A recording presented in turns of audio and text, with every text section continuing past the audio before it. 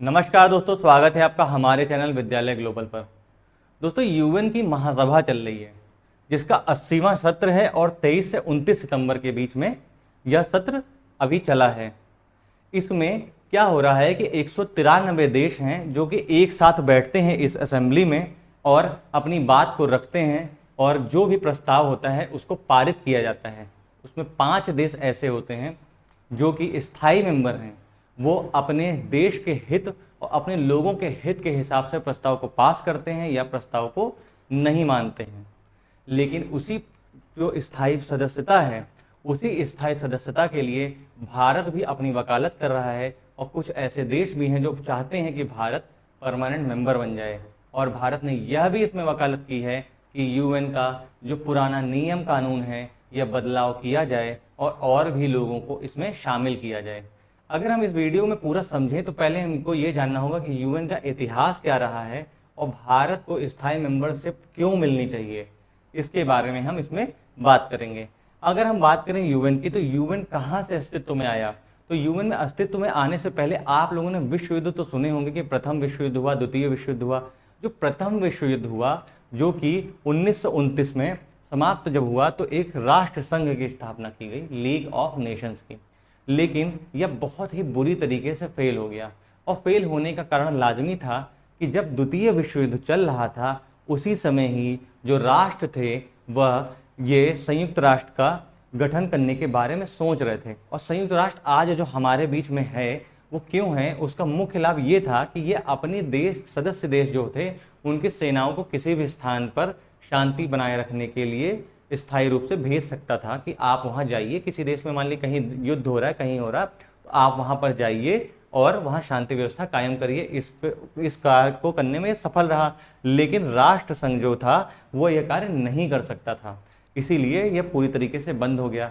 जब विश्व युद्ध जब चल रहा था तो यह पहली बार जब विचार आया था, जो विजयी होने वाले देश थे उन्होंने इस पर जब विचार करना शुरू किया। विचार करते करते जब 24 अप्रैल 1945 का दिन आया, तो 24 अप्रैल 1945 के दिन द्वितीय विश्व युद्ध जैसे समाप्त हुआ तो अमेरिका के सैन फ्रांसिस्को में मीटिंग बुलाई गई जिसमें संयुक्त राष्ट्र सम्मेलन आयोजित हुआ। वहाँ से संयुक्त राष्ट्र का एक नींव पड़ना धीरे धीरे स्टार्ट हो गई। इसमें क्या हुआ कि 40 जो सम्मेलन में उपस्थित 40 देश थे, इन्होंने संयुक्त राष्ट्र के संविधान पर हस्ताक्षर कर दिया। लेकिन इसमें पोलैंड उस समय उपस्थित नहीं था, तो पोलैंड के लिए स्पेशली वो कॉलम छोड़ के रखा गया और बाद में पोलैंड ने इस हस्ताक्षर भी कर दिया। और हस्ताक्षर करने के बाद जो 5 स्थायी सदस्य जब हुए, 5 स्थायी सदस्यों ने जब हस्ताक्षर किया, तब जाकर ये यूएन मूर्त रूप में आया जो आज हमारे बीच में उपस्थित है। लेकिन इसकी स्थापना 25 अक्टूबर 1945 को हुई जब 5 राष्ट्रों ने इस पर साइन किया। अब हम यहाँ बात करें कि 50 देशों ने इस पर हस्ताक्षर किया था। विजेता जो देश थे उन्होंने यह तय किया कि यूएन का उद्देश्य क्या होगा, तो अंतर्राष्ट्रीय संघर्ष में हस्तक्षेप करने और भविष्य में युद्ध को रोकने का उद्देश्य इन्होंने स्थापित किया। अब आप सोचिए कि आज रशिया और यूक्रेन के बीच में युद्ध हो रहा है। गाजा में इजराइल और गाजा में युद्ध कर रहा है पूरी तरीके से। अलग अलग अरब कंट्रीज़ में क्या नाम है, इजराइल बम मार रहा है, तो हर तरीके कर रहा है। यूएन क्या कर ले रहा है। यूएन 1945 में बना था, 1945 तक आज तक उसके किसी भी नियम कानून में कोई चेंज नहीं हुआ। 5 के 5 जो स्थायी सदस्य हैं वही स्थायी सदस्य हैं, वो अपने हितों के हिसाब से पूरा फैसला लेते हैं और एक पायदान पे नहीं आ पाते हैं। एक फायदे देखिए उसमें क्या है, रूस भी स्थायी मेंबर है जो कि रशिया से पूरी उसकी लड़ाई चल रही है। आप किसी एक फैसले पर नहीं आ पा रहे हो, फैसले पर ना आ पाने के कारण ही आज भी युद्ध बना हुआ है। लाखों लोग बेघर हो गए हैं, भुखमरी के शिकार हो गए हैं। आप भुखमरी का जो इंडेक्स लाते हैं उसमें भारत की स्थिति अलग अलग लेवल पे बताते हैं। आप पूरी दुनिया में देखिए तो यूएन भी कहीं ना कहीं जिम्मेदार है युद्ध का कि नहीं। वो कहाँ से रोक पा रहा है युद्ध को, उसका कौन सा ऐसा नियम कानून प्रभावी है जो युद्ध को रोकने में सफल हो पा रहा है। केवल वो बीच बीच में अपने स्टेटमेंट्स जारी करता रहता है जिसको वो इजराइल भी पूरी तरह से दरकिनार करता है, रशिया भी दरकिनार, सुनता ही नहीं उनकी। लेकिन अगर हम वहीं बात करें तो इनका ये भी कहना था कि ये जो देखिए जब विजेता राष्ट्र थे, मैंने क्या कहा, जब 1945 में विजेता राष्ट्र थे द्वितीय विश्व युद्ध का, उसमें तब थे संयुक्त राज्य अमेरिका, फ्रांस, रूस और यूके। ये देश इसमें शामिल थे। चाइना बाद में इसमें शामिल हुआ। तब ये 5 लोग थे जिनको वीटो पावर भी मिली हुई है। अब इनका काम क्या, अंतर्राष्ट्रीय कानून को बनाना, सुविधाजनक बना रहे, अंतर्राष्ट्रीय सुरक्षा, आर्थिक विकास, सामाजिक प्रगति और मानव अधिकार और विश्व शांति। मानव के अधिकार की भी रक्षा आप नहीं कर पा रहे हैं, विश्व शांति भी आप नहीं कर पा रहे हैं, आप केवल नाम की एक संस्था बन के रह गए हैं। और ये संस्था जो भी नाम की बन गई है, लोग आज के जो पूरा 193 देश हैं उनका भरोसा आपके ऊपर से उठता चला जा रहा है। अगर इस भरोसे को बनाए रखना है तो आपके अपने नियम कानूनों में बदलाव करना होगा, आपको स्थायी सदस्यता बढ़ानी होगी, ये सब तरीके के कार्य करने होंगे। अब हम ये बात करें तो ये देखिए यूएन की बिल्डिंग है जो कि अमेरिका के न्यूयॉर्क में है। वहाँ पे सारे देश जितने हैं उनके अपने झंडे लगे होते हैं और यहाँ पे पूरा महासभा बैठती है और लोग एक दूसरे के अपने जो अंतर्राष्ट्रीय मुद्दे होते हैं उनके बारे में बात करते हैं, जलवायु परिवर्तन के बारे में, हर तरीके के मुद्दों को लेकर बात करते हैं। इसमें 193 देश शामिल हैं जिसमें सभी अंतर्राष्ट्रीय मान्यता प्राप्त राष्ट्र हैं। आप ये देखिए यूएन की बिल्डिंग है, जितने मान्यता प्राप्त राष्ट्र हैं उनके सबके अपने ये फ्लैग लगे हुए हैं, लाइन से झंडे उन देशों के लगे हुए हैं। और जो इनके अगर इसके प्रमुख अंगों की बात करें तो इसके 6 मुख्य अंग हैं जिसमें महासभा, सुरक्षा परिषद, आर्थिक और सामाजिक परिषद, सचिवालय, अंतर्राष्ट्रीय न्यायालय और संयुक्त राष्ट्र न्यास परिषद, ये 6 मुख्य अंग हैं जिसमें से मैं केवल एक महासभा है उसके बारे में अभी बात करूंगा। अब अगर इसमें हम बात करते हैं तो इसमें देखिए क्या होता है कि ये किस लैंग्वेज में काम करते हैं। तो इनकी ऑफिशियल लैंग्वेज केवल 6 है। 6 ऑफिशियल लैंग्वेज में अगर हम बात करें तो इसमें अरबी, चीनी, अंग्रेजी, फ्रांसीसी, रूसी, स्पेनी, ये 6 भाषाएं हैं जिसमें मुख्य रूप से 2 भाषाएं हैं जो अंग्रेजी और फ्रांसीसी, जिसमें यूएन काम करता है। अगर हम अंग्रेजी की भी बात करें तो उसमें अमेरिकन इंग्लिश ना यूज होकर ब्रिटिश इंग्लिश यूज की जाती है, क्योंकि 1945 में जब यह यूएन ने अपना मूर्त रूप लिया था तब ब्रिटेन का पूरे विश्व में डंका चलता था और अमेरिका जैसा देश जो कि आज महाशक्ति बना हुआ बैठा हुआ है, तो आप ये जो देख रहे हैं ये ब्रिटेन है, जो ब्रिटेन है इसने ही तो नेटिव अमेरिकन को ख़त्म किया और आज जो अमेरिकन रह रहे हैं वो पूरी तरीके से ब्रिटिशर्स ही हैं। केवल वो नाम के लिए अमेरिकन है, लेकिन वो अगर आप हिस्ट्री में जाकर देखेंगे तो आपको दिखेगा कि नेटिव अमेरिकन को पूरी तरीके से ख़त्म कर दिया गया और ब्रिटिशर जाके बस गए हैं जो पूरी दुनिया को आज भी चला रहे हैं। अब यहाँ पे हम बात करें 6 भाषाएं हैं, आप इसमें और भी भाषाओं को जोड़ सकते हैं। और भी भाषाओं को अगर हम जोड़ते हुए देखते हैं तो इंग्लिश पूरी दुनिया के देखिए the most spoken language in the world 2025 का ये देखिए डेटा है। 2025 के डेटा में इंग्लिश सबसे ज़्यादा टॉप पे बोली जाती है, उसके बाद मंदारिन चाइनीज़ बोली जाती है, उसके बाद बोली जाती है हिंदी। जब हिंदी भाषा विश्व में तीसरे पायदान पर आती है सबसे ज़्यादा बोले जाने में, तो इसको यूएन की जो ऑफिशियल लैंग्वेज है उसमें क्यों नहीं शामिल किया जा रहा। आपका नियम कानून क्यों नहीं बदल रहा है कि हिंदी को भी ऑफिशियल लैंग्वेज में शामिल किया जाए, अदर लैंग्वेजेस को भी शामिल किया जाए, लेकिन आप तो इसके बारे में कोई चर्चा करना ही नहीं चाहते हो, नियम कानून को बदलना ही नहीं चाहते हो। अब वहीं पर अगर हम बात करें भारत की अपनी स्थिति की, भारत क्यों चाहता है, तो हमारे एस जयशंकर जी हैं जो कि हमारे विदेश मंत्री हैं। इन्होंने नमस्कार मुद्रा में पूरे भारतीयों की तरफ से यूएन में नमस्कार किया और अपनी बात रखा, जिसमें उन्होंने बोला यह भी बात कि संयुक्त राष्ट्र की विश्वसनीयता क्यों कम हो रही है, क्योंकि वो अपना जो मुख्य कारण है उसका सुधार का विरोध करना, सुधार करना नहीं चाहते। ये एस जयशंकर जी ने भी यूएन में संबोधन में अपनी बात को रखा है। इसमें ये भी बोला कि अधिकांश देश जो हैं वो यूएन में, ये अधिकांश देश जो हैं सदस्य देश, वो दृढ़ता से चाहते हैं कि यूएन के नियम में बदलाव किए जाएं, लेकिन प्रक्रिया को ही परिणाम में बाधा बनाया जा रहा है। मतलब कि क्या, इनका जो प्रक्रिया, इनका जो प्रोसेस है वो इतना ज़्यादा जटिल है कि 4-5 देश एक फैसले पे नहीं आ पाते हैं, जिस कारण से कोई भी सुधार या बदलाव नहीं आ पाता है।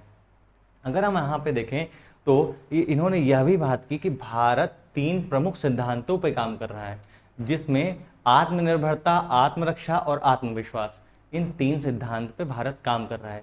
अगर हम इसमें आत्मनिर्भरता की बात करें, जो कि अभी भी हमारे प्रधानमंत्री जी ने भी ये बोला है कि हम स्वदेशी अपनाएंगे, तो स्वदेशी के लिए देखिए क्या है, ये देखिए विनिर्माण क्षेत्र में भारत बहुत बड़ा काम कर रहा है, जिसमें सेमीकंडक्टर इंडस्ट्री में भारत अपने अलग अलग स्टेटों में इंडस्ट्री डाल रहा है और ये सेमीकंडक्टर यूनिट डाल रहा है कि इसका ज़्यादा से ज़्यादा मात्रा में हम मैन्युफैक्चरिंग करें। आने वाले समय में हम विश्व में सबसे ज़्यादा सेमीकंडक्टर का उत्पादन करने वाले राष्ट्र बन जाएं। इसी तरह हम मोबाइल इंडस्ट्री में आगे बढ़ रहे हैं, रक्षा क्षेत्र में भी भारत आगे बढ़ रहा है। एक समय ऐसा भी था कि भारत ज़्यादातर मात्रा में केवल आयात ही करता था, निर्यात वो कुछ भी नहीं कर पाता था, क्योंकि उसका रक्षा उद्योग बहुत ही ज़्यादा डाउन था। आज समय बदल गया है, भारत आयात तो कम कर रहा है लेकिन निर्यात करना उसने ज़्यादा शुरू कर दिया है। और वहीं हम बात करें कि भारत के दवा के क्षेत्र में क्या होता है, भारत जेनरिक दवाएं बनाता है जो कि सबसे सस्ती, कम लागत की होती हैं, और जो पूरे विश्व में दवा की डिमांड है उस पूरी डिमांड का 20% हिस्सा भारत अपने जेनरिक दवाओं जो कि सस्ती हैं इनके माध्यम से प्रोवाइड कराता है। चाहे विकासशील देश हो चाहे विकसित देश हो, सबको यह दवा प्रोवाइड कराता है। विकासशील देश भी भारत से इस तरीके की दवा लेते हैं। अब अगर हम बात करें वैक्सीन की, चाहे कोविड वैक्सीन हो, चाहे डेंगू हो, मलेरिया हो, इनकी वैक्सीन बहुत सस्ती मात्रा में भारत बनाता है। सस्ते मतलब कम पैसे में बना देता है, और लगभग विश्व का 60% वैक्सीन भारत अपना स्वयं बनाता है और लोगों को प्रोवाइड कराता है बहुत कम पैसे में। आपने कोविड के समय देखा भी था कि भारत ने कई सारे देशों को फ्री में कोविड वैक्सीन प्रोवाइड की थी। भारत का इतना बड़ा योगदान है पूरे विश्व में। अब हम अगर बात करें अंतरिक्ष का, तो अंतरिक्ष के क्षेत्र में तो हमारी इसरो जो कि भारत की एजेंसी है, इसने पूरे विश्व में डंका पीटे हुए हैं। जितने में हमारे यहाँ की एक पिक्चर नहीं बन पाती है, उससे कम पैसे में हमारे यहाँ चंद्र मिशन हो जाता है, और चंद्रमा के दक्षिणी हिस्से पे भारत जो है विश्व में पहला ऐसा देश बनता है जो कि पहुंच गया है। उसके साथ बात करें 104 उपग्रह को लेकर के इसरो 104 को उपग्रह को लिया और अंतरिक्ष में पहुंचाने वाला देश भी बना, जो कि बहुत कम पैसे में पहुंचाया। ऐसे बहुत सारे ऐसे इनके अपने प्रोजेक्ट हैं जिससे भारत पूरे विश्व में अंतरिक्ष के क्षेत्र में भी आगे बढ़ता हुआ दिख रहा है। और बहुत सारे विश्व के ऐसे देश हैं जो भारत की तरफ अंतरिक्ष के क्षेत्र में मुंह करके खड़े हुए हैं कि हमको भी इसमें मौका मिले या हम भी इसके पार्टनर बन सकें। अब हम अगर बात करें तो आप ये मोबाइल इंडस्ट्री जो मैंने बताया था मैन्युफैक्चरिंग में आगे है, तो भारत पूरी दुनिया का दूसरे नंबर का सबसे बड़ा मोबाइल मैन्युफैक्चरर बन गया है। और ये 10 सालों के अंदर, केवल 10 सालों के अंदर में 21 गुना की इसकी वृद्धि हुई है पूरी मोबाइल मैन्युफैक्चरिंग में। अब भारत का देख लीजिए इस तरीके से विनिर्माण क्षेत्र में आगे बढ़ रहा है, दवाओं के क्षेत्र में आगे बढ़ रहा है, अंतरिक्ष के क्षेत्र में आगे बढ़ रहा है। हर क्षेत्र में हम प्रगति कर रहे हैं, अपनी अर्थव्यवस्था को हम बड़ा बना रहे हैं, साथ में विश्व में अलग अलग देशों को भी हम सहायता भी प्रदान कर रहे हैं। सहायता प्रदान करने की अगर हम बात करें, उसमें भी एस जयशंकर जी ने संबोधन में यह भी बताया है कि पड़ोसियों की मदद में भी भारत की भूमिका रही है। जब भी पड़ोसियों का कोई अशांत समय या कोई कठिन समय आया है, तब हम अपने आसपास के क्षेत्रों में हमेशा तत्परता से कार्य किए हैं। उन्हें वित्तीय मदद मतलब पैसों की मदद रही हो, या भोजन, उर्वरक या ईंधन जैसे सब तरीकों को। भारत का क्या देखिए ऐसा है, चाहे उसका कोई दुश्मन देश हो चाहे मित्र राष्ट्र हो, वो सबकी मदद एक समान रूप से करता है। अगर हम बात करें टर्की की, तो टर्की में भूकंप आया था, तब भारत ने बहुत सारी मात्रा में फर्स्ट एड किट, टेंट, दवाइयाँ, बहुत सारी तरीकों की चीज़ें भारत ने वहाँ पे तुरंत तत्काल मात्रा में प्रोवाइड कराई। लेकिन उसके बाद भी टर्की ने अपना असली चेहरा दिखाया और भारत को हर जगह पे बदनाम किया है। वहीं हम बात करें अफगानिस्तान की, तो वहाँ भी भूकंप आया। भूकंप आने के बाद भारत ने वहाँ पे गेहूँ दिया, दवाइयाँ दी, टेंट दिया, बहुत सारी और तरीके की सामग्रियाँ दी, जिससे उसमें मदद की। म्यांमार में भी ऐसे भारत ने मदद की है, भूटान की तो मदद करता ही रहता है भारत, बांग्लादेश की भी भारत ने मदद की है। तो भारत क्या है कि अपना विकास नहीं कर रहा है, अपने विकास के साथ साथ अपने आस पड़ोस का जो देश है उनकी भी पूर्णतः मदद कर रहा है, उनको भी स्थिरता बनाने का प्रयास कर रहा है कि हमारे आसपास का जो देश है वहाँ शांति बनी रहे, अच्छे से पूरे देश की अर्थव्यवस्था चले, भारत भी तरक्की करे, हमारे आस पड़ोस के देश भी तरक्की करें। यूएन में बैठे स्थायी मेंबर्स जो हैं उनकी भी ये अगर धारणा है तो भारत की भी यही धारणा है, इसलिए भारत को स्थायी मेंबरशिप तो देखिए होना ही चाहिए। अब हम बात करते हैं कि भारत देखिए चौथी विश्व में चौथी सबसे बड़ी अर्थव्यवस्था है। अब यहाँ बात करें कि 2030 तक भारत तीसरी सबसे बड़ी अर्थव्यवस्था हो जाएगा, जिसमें जर्मनी को वो रिप्लेस कर देगा। अब भारत विश्व की अर्थव्यवस्था में भी चौथे नंबर पे अगर आ रहा है, मैन्युफैक्चरिंग के क्षेत्र में भी सबसे आगे बढ़ रहा है, हर क्षेत्र में भारत प्रगति कर रहा है, आपके अपने नियम कानूनों के हिसाब से भी चल रहा है, तब भी अगर भारत को स्थायी मेंबरशिप नहीं मिल पा रही है, जो कि अपने आप में बहुत बड़ी समस्या है। अगर हम बात करते हैं कि जो यूएन का अभी जो महासभा चली है, उसमें ये आप देख रहे हैं, ये भूटान के प्रधानमंत्री हैं, और ये मॉरिशस के विदेश मंत्री हैं, और ये हमारा रशिया है, उनके विदेश मंत्री हैं सर्गेई लावरोव, जो कि रशिया है वो यूएन का स्थायी मेंबर भी है। इन सब देशों ने भी भारत का स्थायी सदस्य बनने की पुरजोर सपोर्ट किया है। मतलब उन्होंने बोला है कि भारत को भी स्थायी मेंबरशिप मिलना चाहिए। साथ में इन्होंने ब्राज़ील का नाम भी लिया है और ये मॉरिशस के विदेश मंत्री ने इन्होंने भी बोला है कि जापान को भी स्थायी सदस्यता मिलनी चाहिए। अब ये भारत का इतना सपोर्ट कर रहे हैं, अलग अलग देश भी सपोर्ट कर रहे हैं, फिर भी भारत को अभी भी बहुत समस्याओं का सामना करना पड़ रहा है स्थायी सदस्यता पाने के लिए। अब आप ये देख रहे हैं कि जो फोटो है, फोटो के माध्यम से आप क्या समझ सकते हैं? फोटो के माध्यम से देखिए ये समझ रहे हैं कि कहीं कोई बैठ के पंचायत चल रही है। और भारत में देखिए पंचायत सिस्टम भी है। गांव में आप जाइए, कभी कोई मुद्दा हो जाता है तो ऐसे ही प्रकार के लोग इकट्ठा होते हैं और कुछ 4-5 तरीके के भारत के वो गांव के बड़े बुजुर्ग होते हैं जो कि पंच होते हैं, वो पूरा उसका हिस्सा होते हैं। उनके ही फैसलों को पूरा माना जाता है, उनके अपने नियम कानून माना जाता है। अब ये आप देखिए 193 देशों में से ये देश बैठे हुए हैं, ये पूरे देश बैठे हैं और यहाँ पे समझ लीजिए 5 मेन जो स्थायी मेंबर हैं वो बैठे हुए हैं। ये इनका अपना ये बुजुर्ग हो गए हैं क्योंकि 1945 में जब हमारा ये यूएन बना था, 1945 में यूएन बनने के बाद आप भी बूढ़े हो चुके हो, आपका अपना नियम कानून है, आप अपने हिसाब से पूरी यूएन की महासभा को चला रहे हो, पूरी दुनिया को अपने हिसाब से चलाने का प्रयास कर रहे हो। अब समय बदल चुका है, समय बदल गया है, देशों में विकास होना शुरू हो गया है, भारत भी बहुत अच्छे पायदान पे पहुंच चुका है, ब्राज़ील को भी, जापान हो गया और क्या बोलते हैं जर्मनी हो गया, ये सारे देश चाहते हैं कि हमें स्थायी मेंबरशिप मिले। लेकिन बहुत सारी अड़चनें क्या आती हैं कि अगर हम बात करें सदस्य की संरचना, जो यूएन के हैं उसमें सदस्य लोग हैं कैसे रहते हैं, उसमें कुल 15 सदस्य होते हैं। 15 सदस्य में से 5 स्थायी सदस्य होते हैं जिसको बोलते हैं P5, मतलब परमानेंट 5 मेंबर, जो कि चीन, फ्रांस, रूस, यूनाइटेड किंगडम और संयुक्त राज्य अमेरिका, ये 5 ऐसे देश हैं जो स्थायी हैं। स्थायी होने के साथ साथ इनको वीटो पावर मिली हुई है, कोई भी प्रस्ताव आप पास कर दीजिए, इसमें से कोई भी एक देश अगर इस चीज़ पर सहमत नहीं है तो वो प्रस्ताव कैंसिल हो जाएगा, वीटो पावर अपना इस्तेमाल कर लेगा। अब उसमें 10 अस्थायी सदस्य हैं जो कि 2-2 साल के कार्यकाल के लिए बनते हैं, 2 साल के लिए बनते हैं, फिर उसके बाद उनका अगले बार नंबर आता है, 2 साल के बनते हैं, ऐसे करके। और वो अपनी क्षेत्रीय प्रतिनिधित्व को सुनिश्चित करते हैं कि हमारा जो इलाका है, मैं वहाँ का क्या मुद्दा है उसको मैं यहाँ पे उठाऊंगा। भारत इसमें 8 बार सदस्य बन चुका है, भारत 8 बार सदस्य बन चुका है। अब जैसे कि आप यहाँ पे देख रहे हैं चाइना जो परमानेंट मेंबर है, उसके अलावा फ्रांस, रूस, यूनाइटेड किंगडम और संयुक्त राज्य अमेरिका ने भी आवाज़ उठाई है कि भारत को परमानेंट सदस्य बना दिया जाए। लेकिन इसमें भी थोड़ा नानुकुर है। चाइना देखिए हमेशा वीटो पावर का इस्तेमाल कर लेता है, वो नहीं चाहता कभी कि भारत स्थायी सदस्य बन पाए, क्योंकि चाइना का जो प्रभुत्व है एशिया में वो कम हो जाएगा। अब आप ये जो मैप के माध्यम से देख रहे हैं, इसमें देखिए नीले कलर का जो है, ये नीले कलर का ये विकसित देश है, मतलब डेवलप्ड कंट्रियां हैं। जो लाल कलर दिखा रहा है, ये लाल कलर दिखा रहा है ग्लोबल साउथ को। ग्लोबल साउथ ये हो गया, ग्लोबल नॉर्थ ये हो गया।